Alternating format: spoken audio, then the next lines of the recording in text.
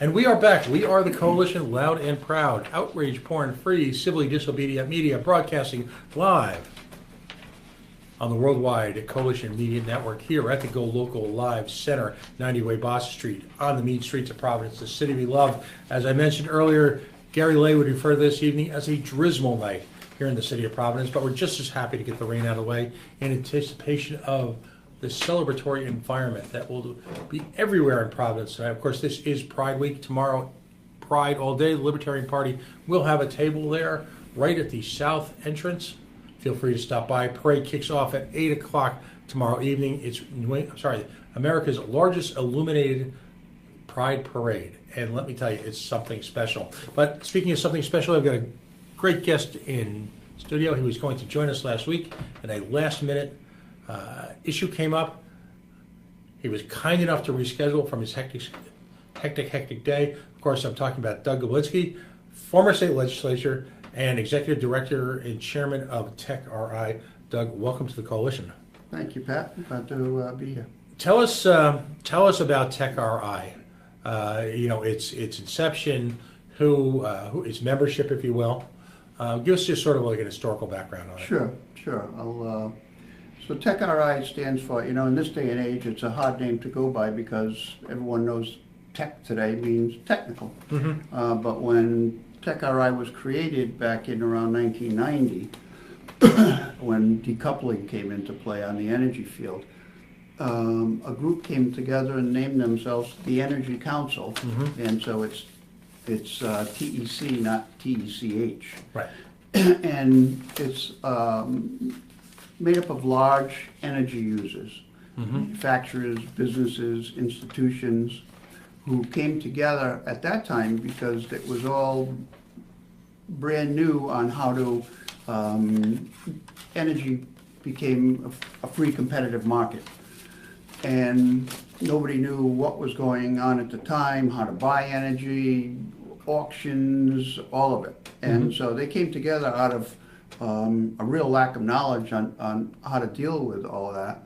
And so it's been around now for, I guess, almost 30 years, and varying levels of intensity based on the times, from oil was high, oil was down. Gas was up, gas was down. Narragansett was in, now National Grid. So there's been a myriad of changes on the energy front. Energy efficiency, renewables, no more coal. So we still exist to protect the interest of our members on the energy front, mostly for affordability and reliability. Mm-hmm. Those are the two main things that we're interested in, so that we can still keep producing widgets and everything else that manufacturers and institutions do, so they can keep on doing it, keep people employed, keep people working, and make a profit. Now, you served in the Rhode Island State Legislature. I did. You represented, was it Bristol Warren?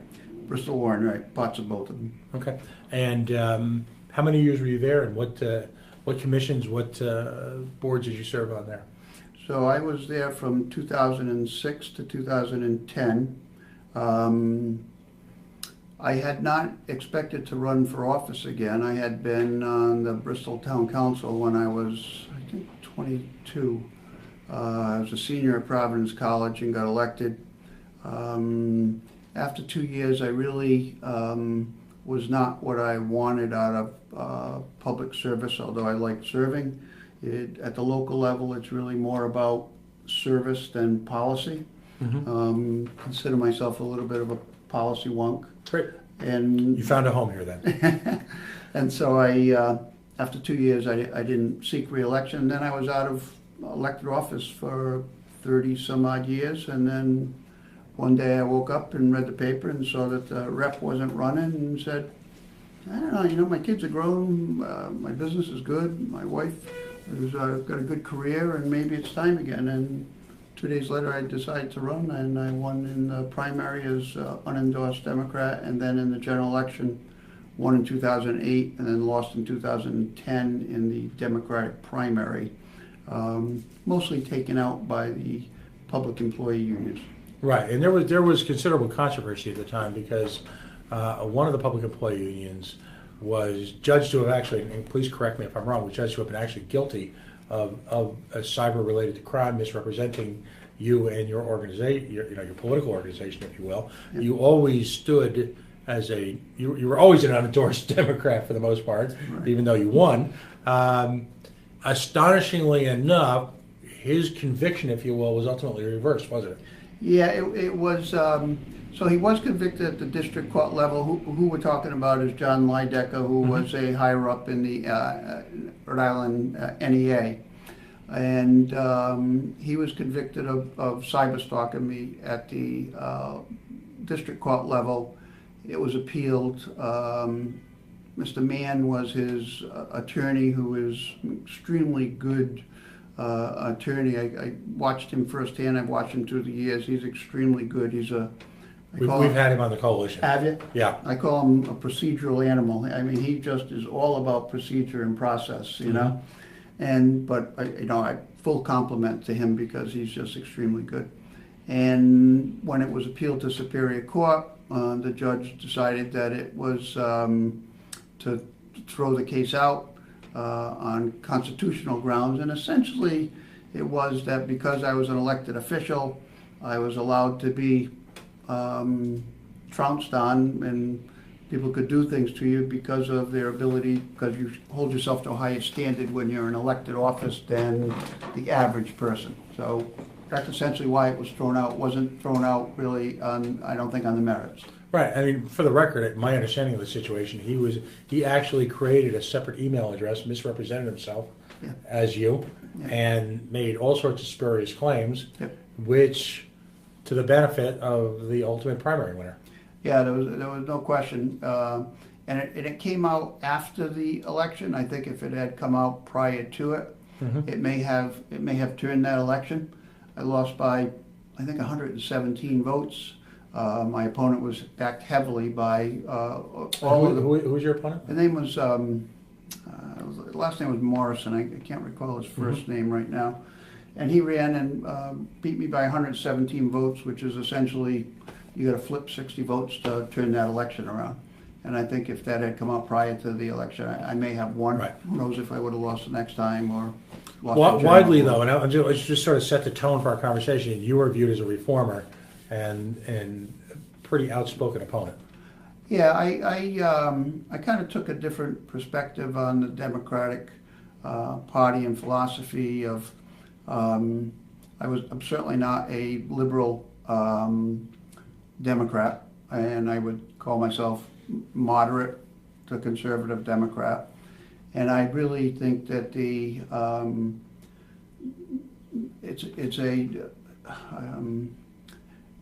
association between the public employee unions and the Democratic Party is a deal made in hell, as far as I'm concerned.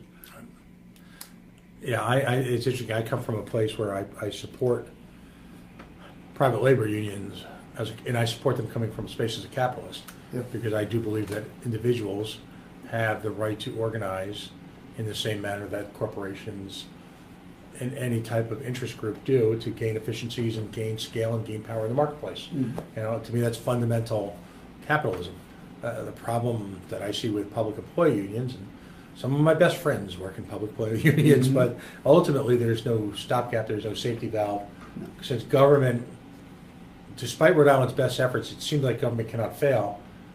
Ultimately, the taxpayer is the final source of relief for any one of the outrageous claims they can make, and at the same time they're able to constantly elect their bosses. Yeah, it's an unholy alliance.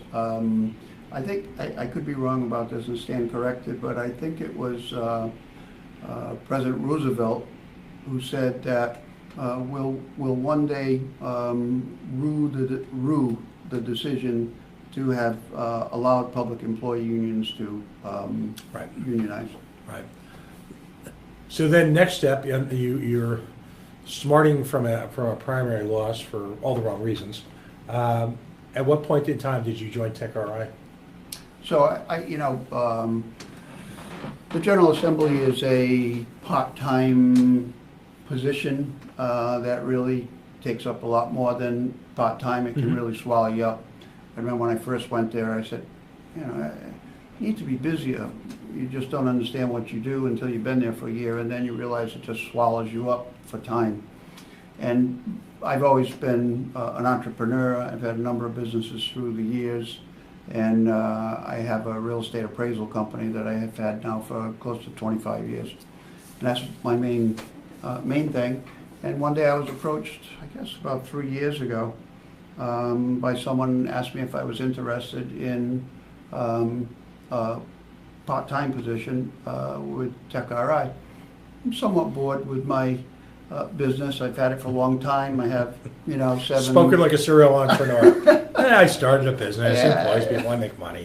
Whatever, next. I've had it for, you know, I got 7 or 10 people working for me. Most of them have been with me for more than 10, 15 years. And so I have good people. It runs itself. I'm good to them. They're good to me. And so I was intrigued by this, and I went for an interview, and they wanted to switch from somebody who was heavily energy involved to someone who was more policy savvy. Right. And so that interested me, and it also, I knew that it would give me an opportunity to stay in the loop on the statewide basis with a lot of contacts I had made, and a lot of people I learned to know, and a lot of people I liked. Mm-hmm. So I started that, I guess, 3 years ago in August, almost 3 years. And I've enjoyed it. I had a real big learning curve on the energy front, and I still have a learning curve on that front because it's just so complicated. Mm-hmm. But I gotta say, I do enjoy it, and I've gotten deeply involved with it, and I gotta say I'm enjoying doing it. So what is the mission of TEC-RI? It is to, we advocate for affordable energy prices and a robust supply of power in Rhode Island, to summarize, you know, who we are and what we do. Now, a number of its members are names you would know, so tell, and they're all up on the website, so this is all public information. Yeah, so we have a number of members that are on the website. We also have quite a few members that are not published, and they don't want to be published because they have a lot of, let's say, publics, that it's complicated what we do because it seems like it's fighting renewables, which it is not. It's advocating for low prices. So they want to stay below the radar screen, but believe in what we do and know that it helps them in their businesses. But we have quite a few that are up. And TEC-RI, how are they organized? Are they a C3, C4? I mean, under the current political jargon, what are you, a not-for-profit? What? Yeah, we're a C6 and not-for-profit membership organization. Okay, so it's a pure, in one sense, it's like any other trade group or... Yeah, exactly right. What it is. So you're able to engage in, as a not-for-profit though, what are the rules in terms of political engagement? In a C6, you can engage in political involvement. It's not like a C3 where you have to have separate entities to do all that. It's legally allowed. Do you folks endorse candidates, or do you? No, we don't get that deeply involved with endorsements. It's more paying attention at the State House to issues that are popping up. I mean, I could show you a book that's 3 to 4 inches thick of laws that have been passed since 2008 when I was still there, that have, arguably are good public policy in many ways, many people's point of view, but also many of them are costly. And so those things, after a while, add up, and to the point where now Rhode Island is, and not just for this reason, but Rhode Island is, for example, number 2 in the entire, in the contiguous 48, in its residential energy costs, and its commercial energy costs, and its industrial costs are number 1. And that's number 1 in 48 states, and that's an incredibly high number. It puts us in a position of uncompetitiveness with, manufacturers don't just compete in the local Providence area or Rhode Island, that they're competing all over the country. And so when you take the average price, which is 50% less than what they have to pay here, and add it to how they have to compete against people nationally and internationally, it's a tough road to hoe, along with all the other things that make it tough in Rhode Island to do business. Right. And I think there's a lot of what's happening is while there's a lot of employees coming in, and I think the governor is trying hard, and so is the legislature, to attract business, I think that they missed the point that there are a lot of lost opportunities because of the cost of energy, where people are not expanding here. So you take companies like TEC-RI, for example, AJ Osta. TEC-RI has plants all over the country and a few around the world. Right now they're expanding in every other state where they do business except for Rhode Island, mostly due to the energy costs. AJ Osta, for example, has a few locations primarily based in Rhode Island, just like TEC-RI, and issue with them is that I know that they're buying companies, and they're buying a company right now, and the question is, okay, so how do they divide that company up, and where do they send those products that they're making and employees? Well, I can tell you it's not Rhode Island. So there are a lot of lost opportunities here that I'm not sure the political structure is really aware of as much as they should. Let's talk about energy costs then in Rhode Island. Why are energy costs higher, in your opinion, in Rhode Island State relative to its, I'll call it our prime competition, say Massachusetts and Connecticut? Where do we stand vis-a-vis the rest of New England? Well, being number one in the country on the industrial side would put us number one in New England. Looking at a chart now, so for example, Rhode Island's cost on the commercial side is $15.58 a kilowatt hour. New England, the average is $15.02. So we are number one in New England on the commercial side, and we are number one in New England on the industrial side, and we are number two overall, beat out by Connecticut, thampfully. Yeah, Connecticut seems to be in its own little. Yeah, it's got problems. It's got issues. So some of the reasons are straightforward, some of them are not.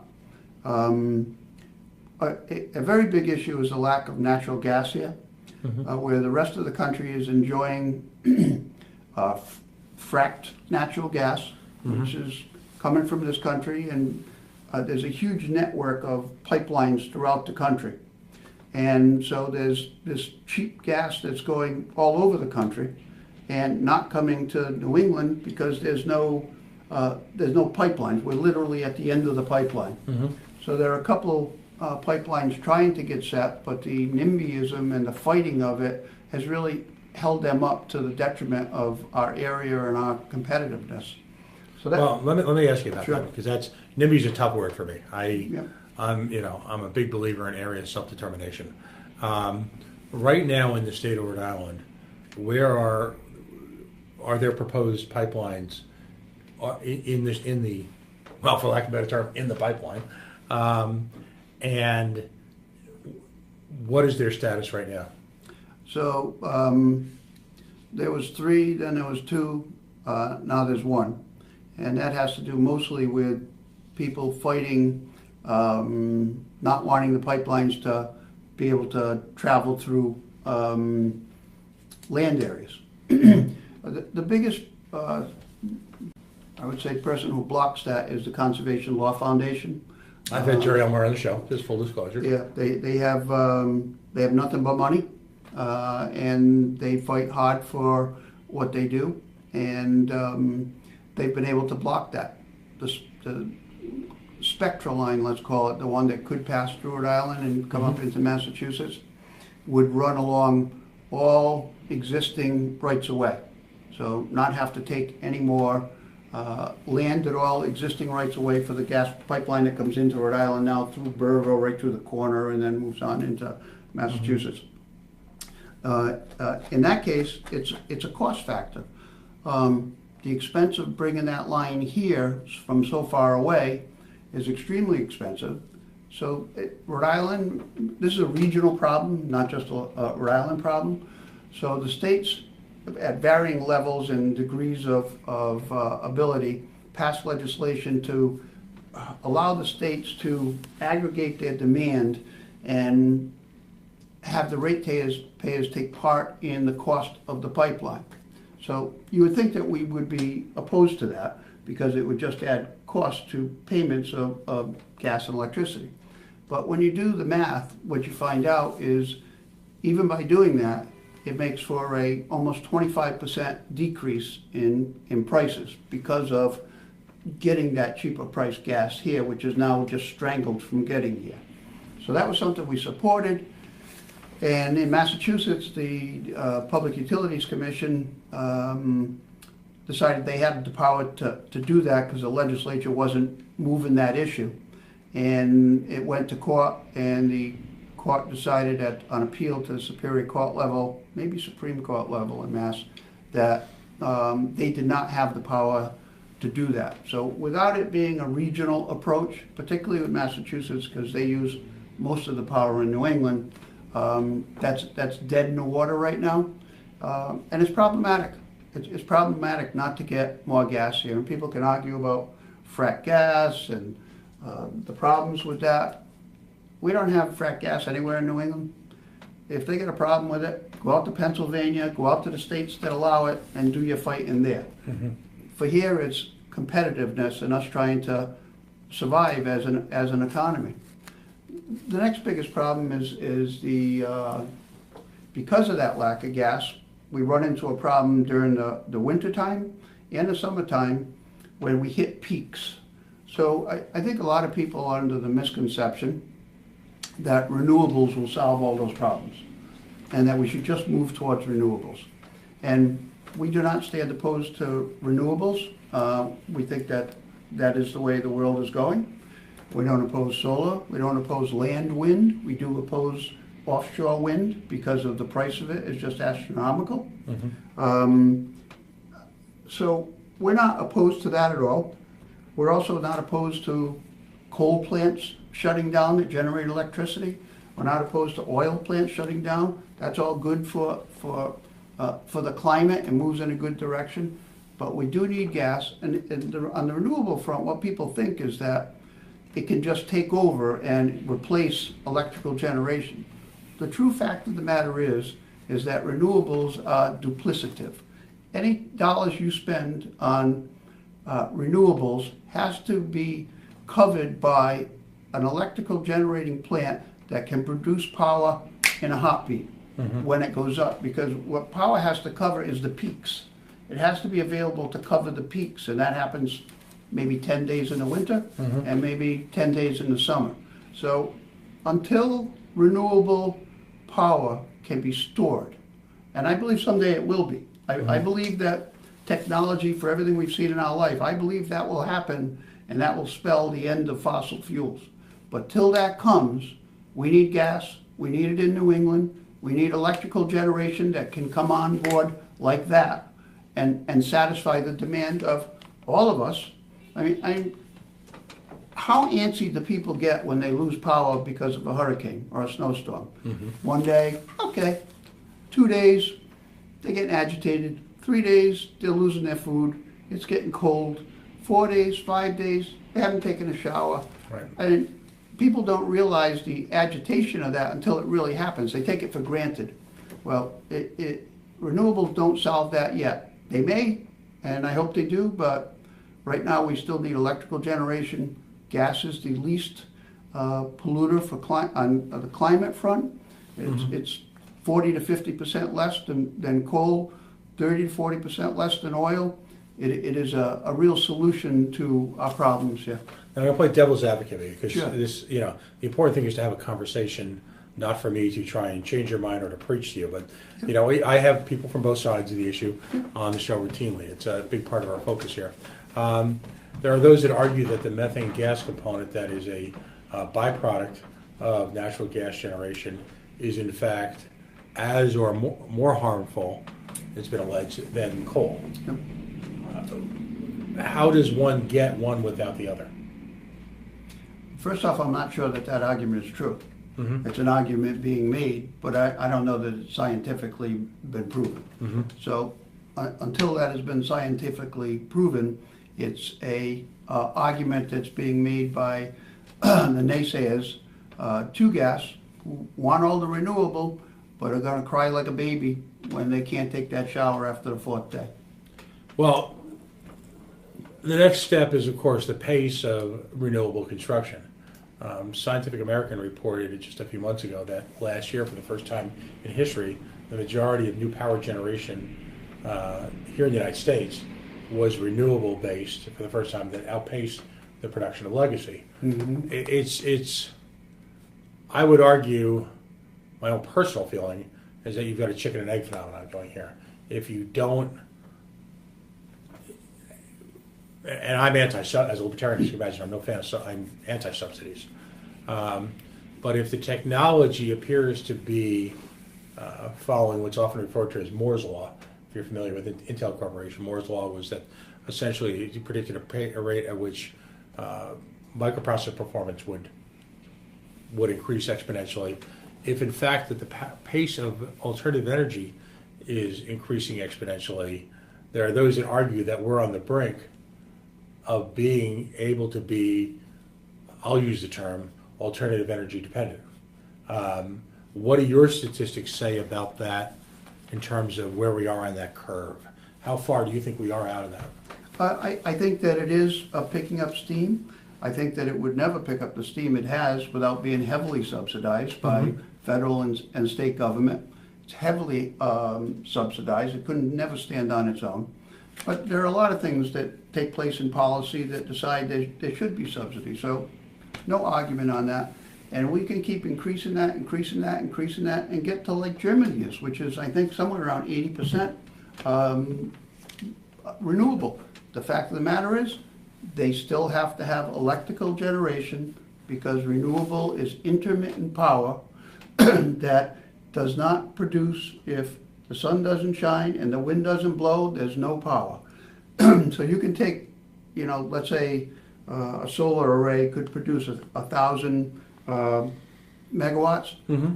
The truth of the matter is, it only produces really 20 megawatts. I'm sorry, 200. Right. 20% of what it, Right. the nameplate says. Clearly, yeah, there's an efficiency rate. Where the electrical generation is almost 100% of what it is.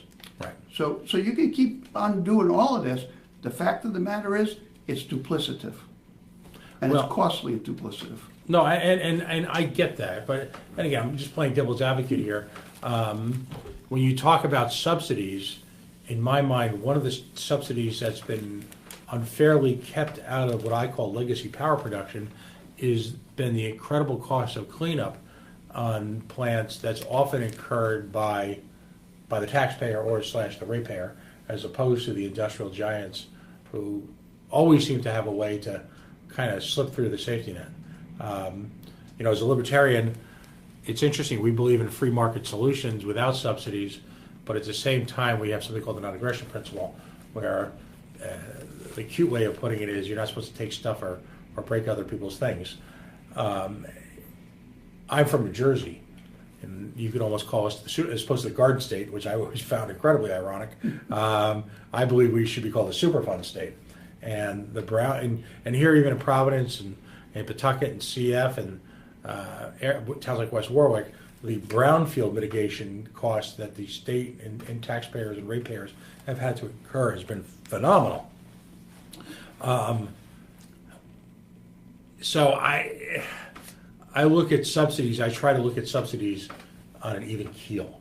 The oil companies are highly subsidized. Tax incentives for oil and gas partnerships, I just earlier life as an accountant, provide a high degree of subsidy for the for the capital formation for the manufacturing of those fields that's almost unparalleled. It seems like subsidies are truly everywhere. Mm-hmm. I wish they would go away, and I wish entrepreneurial efforts, particularly in the case of technology, would take over, which appears to be happening at some level with with these new alternative energy forces. Germany seems to be a remarkably strong economy, Yeah. despite the fact that you've got, as you pointed out, a significant reliance on alternative energy forms.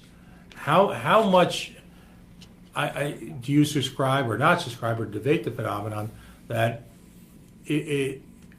our legacy power, the existence of our legacy power plants, is a self-fulfilling prophecy until we wean ourselves off of them? And I see that both as an environmental and a national security issue. How then are we to really embrace this newer technology?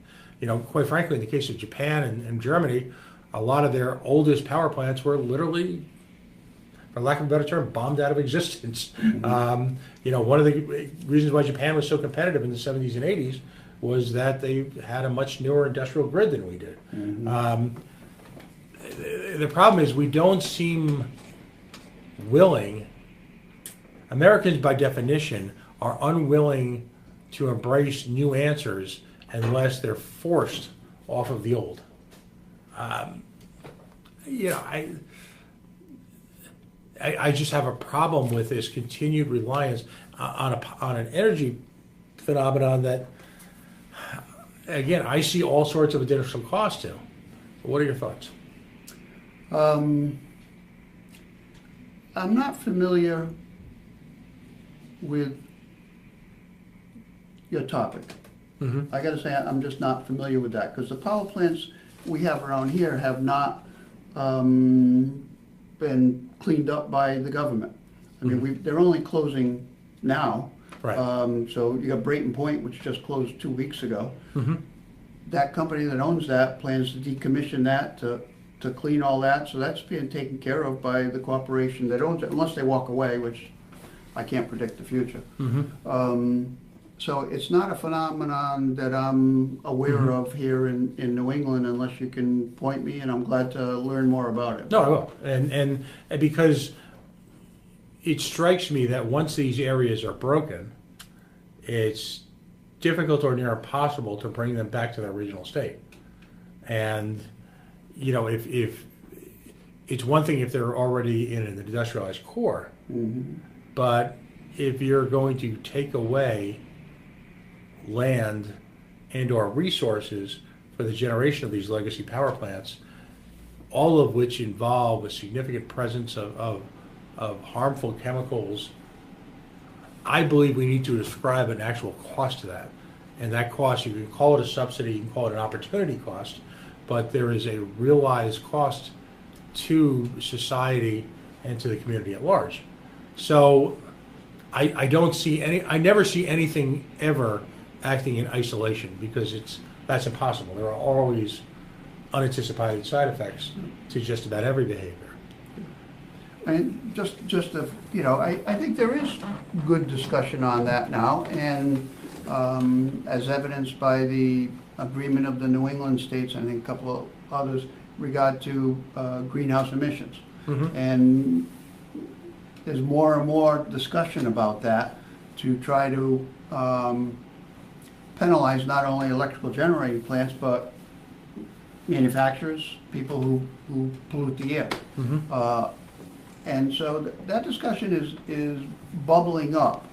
I think one of the fallacies of it is, for example, here in Rhode Island, and Representative Regenberg, introduction of the bill, is that it can be done just on a state basis. In my mind, that's impossible to solve that on a state basis. You're talking about a carbon tax? Yeah, carbon tax, Okay. sorry. Mm-hmm. You would just automatically put another cost on top of. No, I'll agree with you. I think there's got to be energy, and again, I would rather always leave it to the free market. Mm-hmm. But until we can bridge that free market, the notion that one state is going to enforce a confiscatory tax against industries, again, while other states can operate willy-nilly, Right. does have the potential for harm. But getting back to the Rhode Island market situation, what's confusing to people is when you look at the results of the latest ISO New England auctions, there doesn't appear to be any real demand or at least the market is speaking, in terms of, on a going forward basis, 3 years out, they have these 3 or 4 going forward auctions, to the point where the Energy Facility Siting Board in Connecticut, which is no, I mean, they're looking at it in the same manner.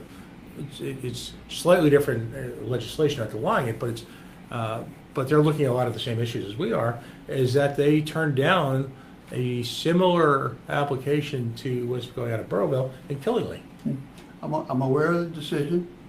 I think that that's going to come back to bite them in the backside, to be honest with you. But in your opinion, what did they base the decision on? I don't know. Statutorily, they're looking at the same issues by and large. I mean, Yep. the enabling legislation for the energy facility siting boards in both states is remarkably similar. I mean, there seems to be a national model. I don't know what that proposal was. I don't know what the specifics of it. I don't know the citing of it.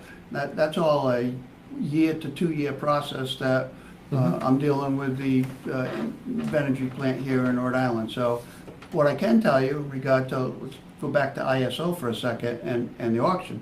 So ISO just recently published their 2017 Regional Electricity Outlook. And here's a letter from the president that's in there, and I'll just quote a couple sentences in here. Still, the region is decades away from installing enough renewable resources and grid-scale energy storage to allow for complete independence from fossil fuels. Connecting additional remote clean energy resources is also going to require improvements to the transmission lines that will also be very, very costly. So for the foreseeable future, the region will require resources such as natural gas units that can do what wind and solar resources cannot, make large contributions to meeting regional electricity demand, run in any type of weather and at any time of day, quickly changing output levels and provide essential grid stability. There's more to that, but this is a mouthful when you have the president of the ISO making these kinds of comments. Oh, I understand it, and I don't know that any side is looking for an on-off switch to simply say, to walk around New England and simply flip the switch on existing plants. I think the debate, as it stands right now, is whether or not there's an existing demand for additional capacity for new construction. I think those are two very different arguments. Well, remember, we're shutting down 6 to 10 power plants are shutting down. Right. I think 5 have closed now that Brayton Point has. That's taken 1/3 of the generation offline. All for good reasons. Coal is polluting, oil is polluting. The main reason is they can't compete anymore with the price of gas. Is really the main reason they're shutting down. Plus the additional costs associated with new regulations having to do with climate change. So between those two factors, they're shutting down. Those are the ones that we've relied on. So when you take that much out of play, plants that can go like that and turn the power on and off, as the present ISO mentions here, that's a big concern. And for Connecticut to have made that decision, they're taking a risk there rather than playing it safe. Because if you don't need the plant, well, who's on the hook for that is the developer. They're on the hook for it. So if Invenergy wants to spend $700 million here, and there's no guarantees to it, unlike the wind project off Block Island, which was guaranteed 23 cents a kilowatt hour.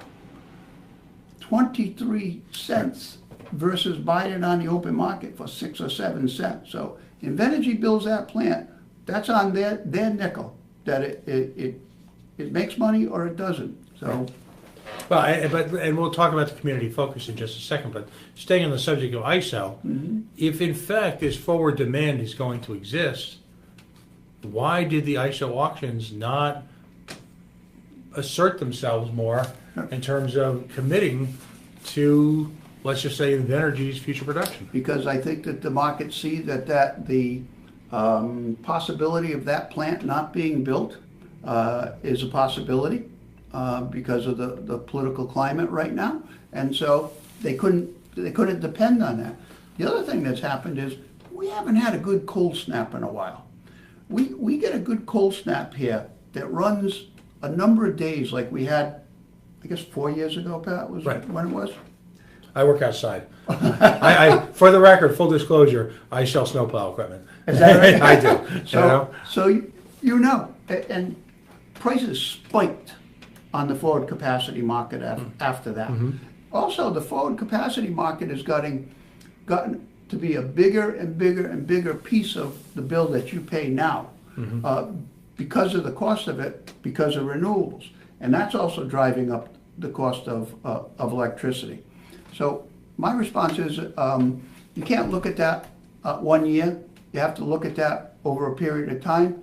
And my prediction would be the next real cold snap you have, you're going to see prices spike incredibly, and you're going to see that forward capacity market grab up as much as traditional electrical generation. And I don't want to obsess over this point, but let me just ask you: isn't that conversation when I look at any type of futures market, and I could be talking about oil, I could be talking about hogsheads, right? Yeah. I mean, ultimately, financial professionals live within those markets.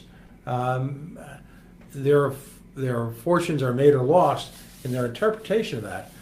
Given the cyclical nature of weather, it confounds me, though, that professional market makers wouldn't anticipate that. I mean, I do. I expect to get whacked next winter.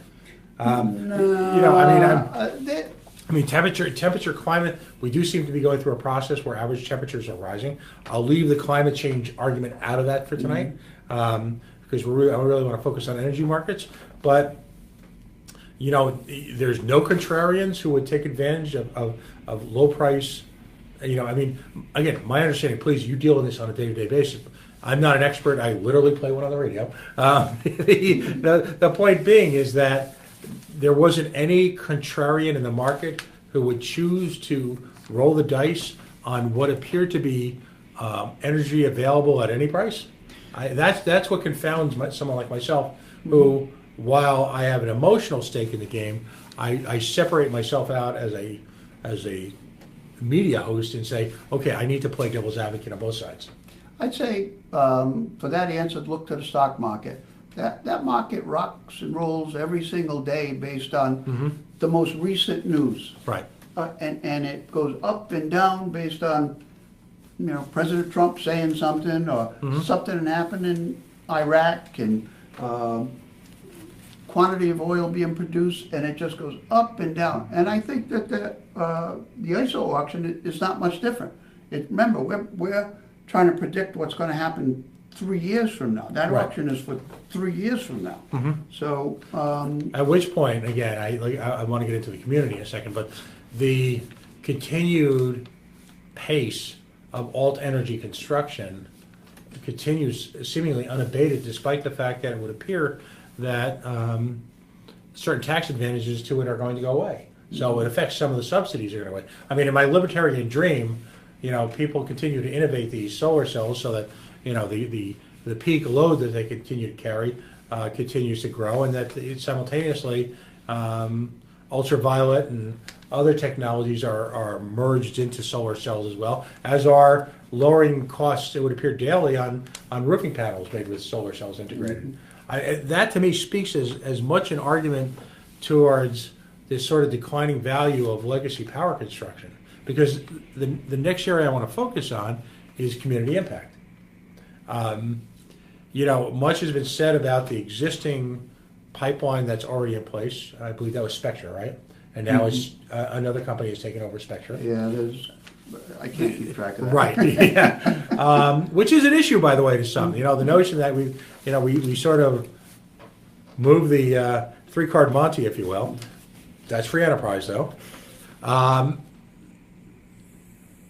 There are those, and when people say the word NIMBY to me, that to me is kind of a four-letter word, because my argument will always be that whose backyard is it and who has a right to self-determination in their backyard. That's the primary reason I have a moral objection to the Energy Facility Siting Board, because you've taken away really a lot of, not even just the control, I get the notion that at some level, decisions have to be made on a more global level for all communities. Right? That being said, it would appear that Burrowville is already they've taken the bullet. You've got Spectra, you've already got a power plant there. It's awfully easy, and this is not leveled at you, but it's awfully easy for a whole lot of politicians to kind of do, it's not my town. By creating, I have a very good friend, Dr. Peter Nightingale. He's a physicist at the University of Rhode Island. We share some political beliefs. We're wildly divergent on others. But the term he uses, and again, this is not directed at you or your organization, the term he uses is, he calls it economic racism. And there are places in this state, places in this country, which are more prone to be, in his words, the targets of certain types of developments. You see the same type of community is the host for a private prison. You see the same type of host community is a host for a casino. You see the same type of community now is a host for a power plant. I talk about opportunity cost and the cost of existence, if you will, being just as much a subsidy as any tax outlay. So if you're going to drop a second power plant into what is arguably on a scientific level, not just an emotional level, because I'm not an emotional guy. I make arguments on scientific and levels of facts. On an area that is a renowned nature preserve and is important to a lot of the environmental, I don't want to say controls, but the environmental balance of New England, why would we continue? What, that little spot over there? No, I'm talking about the entire. I'm gonna give you some homework. I want you to investigate the north-south trail. All right, but why would we continue to make Burrowville the center of all things power plant? Why? And I understand there are pipeline issues, and I understand there are transmission issues. But if we are going to invest in a new grid, why not make? And my next guest for the 8 o'clock hour is standing behind me, so you'll hear him gurgle. But why not make, say, Barrington, Bristol, Warren, the next? I mean, There's no gas pipeline that comes into that area. That's as simple as could be, Pat. Oh, I understand. From gas an economic comes level, into Burrowville. right? But you create a self-fulfilling prophecy there. Let's go back to your point. Mm-hmm. Does anybody want to live next to an airport? Does anybody want to live next to a sewer plant? Does anybody want to live next to a power generating plant? Mm-hmm. Nope. But people want to flush that toilet every day and go to Right. the bathroom. Right. And they want to take a shower. Right. And they want hot water. Mm-hmm. And they want to fly to Florida. Yep. So they have to go someplace. And so this happens to make the most sense because that runs right through there. Well, I'm going to play a card I don't usually play very often, but I'm going to play the fairness card. Mm-hmm. Where is the? I don't know. Why not Cranston? Why, if in fact, if we're going to we're going to designate one community as the official power plant. They are not being decimated by the second power plant. They would beg to differ. That's folly. That's a word I wouldn't use. If you're talking about a development of a large-scale power plant in a rural area where the water is going to be transported by truck over roads that are incapable of it, with no clear designation, no well-developed, well-articulated disaster recovery plan, with no articulated plan to develop the infrastructure to support this constant transportation of water, those are issues that, regardless of how you feel about power, you're taking a rural area and you're going to turn it into an industrial one. If you live there, that's a problem. If their proposal cannot stand up to muster, then the Energy Facility Siting Board is going to turn it down. Which is some of the same mitigating circumstances they turned Killingly down. But my point is why does Burrowville, and you may disagree, but the people of Burrowville feel, I think very, very strongly that they have become the ground zero for new but legacy power plant production here in Rhode Island because of in a sense, one pipeline was let in. Now, that means they are doomed to an eternity of being all things energy. I mean, how about, let's put it in Cranston? How about Warwick? I mean, I understand the East Bay's already had Brayton Point, so you guys have done your time. You got a pipeline that comes through Cranston or Warwick that you can use? Maybe it's time that they need to take the bullet too. And I understand, and they're going to put up the same type of objections. The NIMBY argument focuses to me not just on the unwillingness to accept these type of developments in your community, but it's also out of self-preservation. Mm-hmm. These people feel, and have adequately documented to many people's support, the notion of what it's going to do to their lifestyle, what it's going to do to their quality of living, what it's potentially going to be. It's going to be a health and safety hazard. They've presented those arguments, and they had a right to present them, and the siting board is, I'm sure, going to take that all into consideration. Right, but why not advocate for other places? I'm just playing devil's advocate here. I know you are. So let's say when you want to build a power plant, you can go pick a place in Cranston. Seems good to me. I mean, personally, Reservoir Avenue I wouldn't miss it. Or how about Miserable Spring in North Providence? I mean, I'm all good with it. I mean, I live in Cumberland, by the way, so if you notice, I purposely excluded, on this show, as a former legislator, I think you understand the humor and the sarcasm and the statement. I firmly believe in raising all taxes I don't have to pay. Cigarette tax, they're going to raise it 50 cents. Now, despite the fact that, that's in the budget proposal, the fact that that's insane, the fact that will put us at a instant, overnight, grotesque disadvantage with, for example, if you look at the small shops in your community, if you accept the fact that cigarettes are a legal product until you decide to make them illegal, they're a legal product, that will instantly put merchants in Bristol, Warren, Barrington at a disadvantage to people in Seacon. I used to debate those issues, no more. No. The point being, though, is that tongue planted firmly in cheek, I haven't suggested Cumberland because, Christ, I don't want them to build a power plant in Cumberland. But, and to your point, Warwick, they got the airport. So I want to know how Barrington... Johnson's got the landfill. Right, okay. All right. So how have Barrington and Cranston skated? Well, no, wait, Cranston's got the prison. All right. We're getting back to Barrington, Daryl. Daryl's in the, okay, so let's see. Who hasn't gotten screwed? I vote in favor of Barrington. Okay. I have no opinion on that. Well, of course, I'm teasing you, but you've got a community that, it's my personal opinion, legitimately feels they're under siege right now. They do. I do. Right. And it's their right to argue that before the boards that approve that. And they have a right to litigate it. Right. And it can go to the court. So that there is a entire process here that can be undertaken. And Mr. McElroy and Mr. Elmer are... Consumer Law Foundation they are spending so much money on this, it would make your head spin. I get the emails on the data requests. They're up to 50 data requests. Yeah. Some of them so silly that you can't even believe it. Well, you're playing chess with what's the saying the kids say now? Don't hate the play, I hate the game. I know Jerry. I've met him a couple of times, and boy, I'll tell you, if I'm ever in the soup, I'm calling Mike McElroy and Jerry Elmer. Oh, this is not personal. I mean, I think he's a fine attorney. I mean, he is a fine attorney. He's possibly one of the best at what he does in the country. As I mentioned to Mr. Mann earlier, top on his game, does an extremely good job for his clients. And the fine folks at Invenergy. I want to get to, because I know how we doing on time here. Oh, we're almost out. We're almost out, but you've been doing a lot of talking. I've been accused of that. I'm working on the shyness thing. I just want you to know.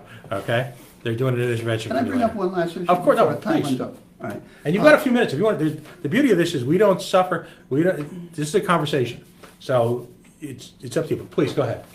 So we talked about the cost of energy and the things that are contributing to that, and as I mentioned, the gas pipeline and other issues. There's also another part of this that is like hidden, and it's on the distribution side of it. And Thank you. The energy efficiency charge has gone from ground zero in 2008 to up to $120 million between the electrical side and the gas side. I'll call them my guys, that's not the right way to say that, but the members, I have some that have been, spent millions of dollars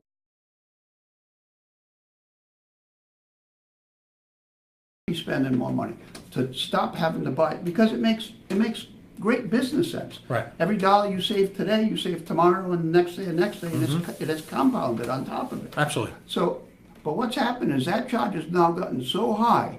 Our distribution charge here in Rhode Island is so high now. That is a big factor in the cost of power right here in Rhode Island. We think that should be mitigated. We think there should be a pause in that right now. But every year, you know what it's like. If you give somebody more money every year, all they get is less and less efficient. They get Absolutely. fat because there's more money coming out. That's how government works. That's right. And so, you know, we've been arguing that that should not be the case. We're not saying get rid of the program, strip the program away. We think energy efficiency makes a ton of sense. We're just saying, let's take a pause in how much we're charging now, because that is really contributing to our costs. So I wanted to bring that up before the show was over. No. I think that's important. No, I think you're right. Energy transmission costs are a huge component in the expense here, and I as a libertarian, I've never been a big, I openly oppose situations where government takes money away from the taxpayer. We always like to say taxation is theft. Takes Taxation money, is what? theft. Okay, because think about it for just a second. The government takes money at the threat of imprisonment, at the threat of a gun, at the threat of force. They use force to take money away from the individual. I'll use UHIP as an example. Whether it be UHIP or this Energy Efficiency Fund, millions and millions of dollars are taken by a government, and what portion of that actually ends up being used for its ultimate, process? I mean, how much of the money do we take from taxpayers that we spend on social services? How much of the money actually goes to the people who desperately need it? And that's why as libertarians we promote volunteerism and something called voluntarism. And that's a whole other question. But I want to spend just a couple of minutes. Your organization has joined an effort sponsored by the people at Invenergy to market the Invenergy plant to the state. It is absolutely true that we have banded together, Manufacturers Association, laborers, TEC-RI, Providence Chamber, Northern Rhode Island Chamber, to come together to support affordable energy. Right. And that's what this option provides us. We transparently say that Invenergy is paying for it. We're not making any money on this plant if it gets built. Will we save some costs? Yes, we will.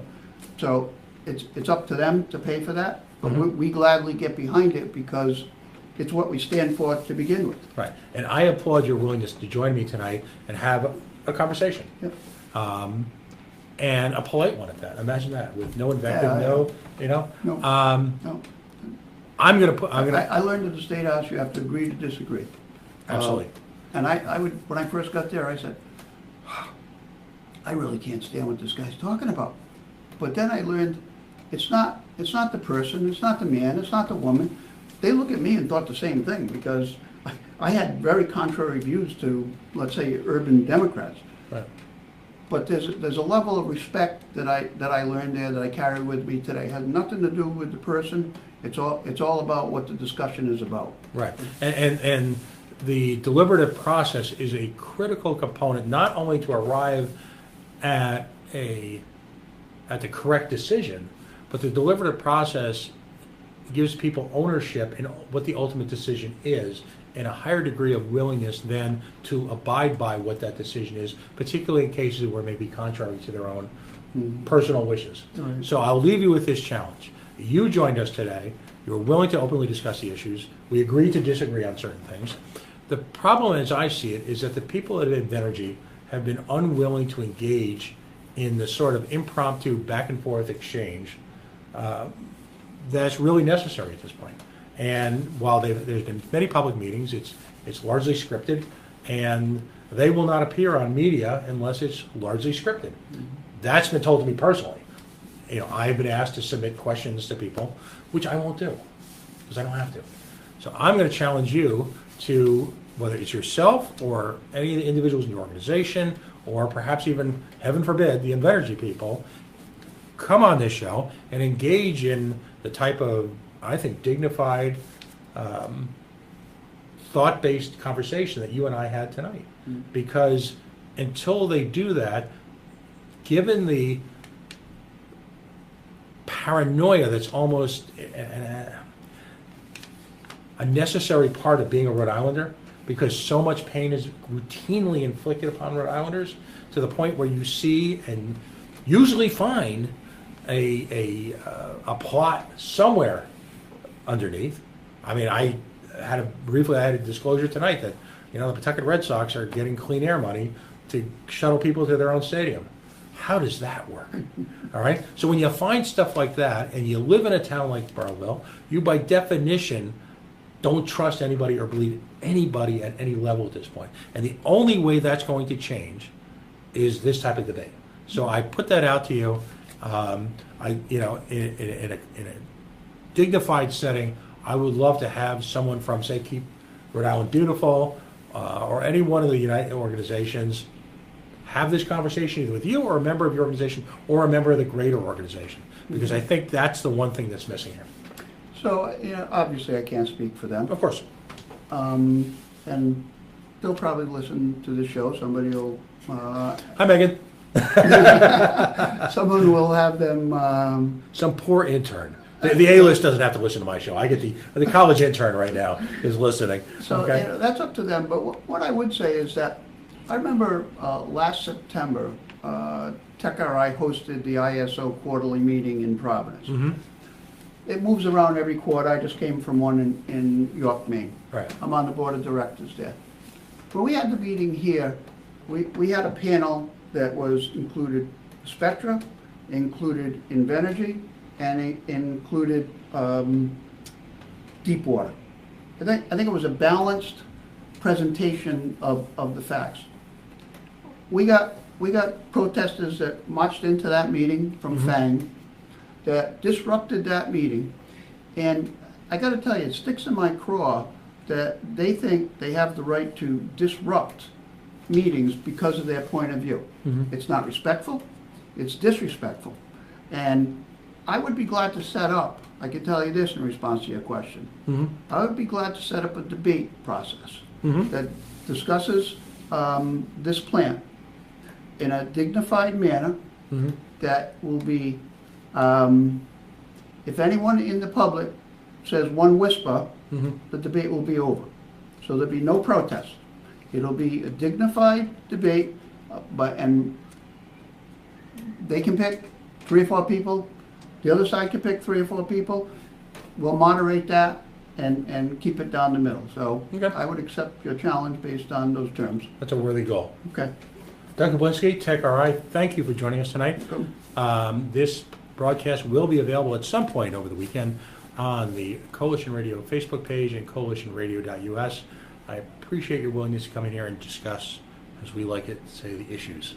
And I hope we'll continue to have this kind of engagement. Glad to do it. Thank you. Folks, you've been listening to the Coalition on the Worldwide Coalition Media Network, broadcasting live here in the city we love, on the mean streets, the dismal streets, if you will, of Providence, Rhode Island. 90 Weybosset Street at Go Local Live 24, a media broadcast center. CoalitionRadio.us, Facebook.com/The Coalition Radio, and as always on the mighty Twitter at Coalition_.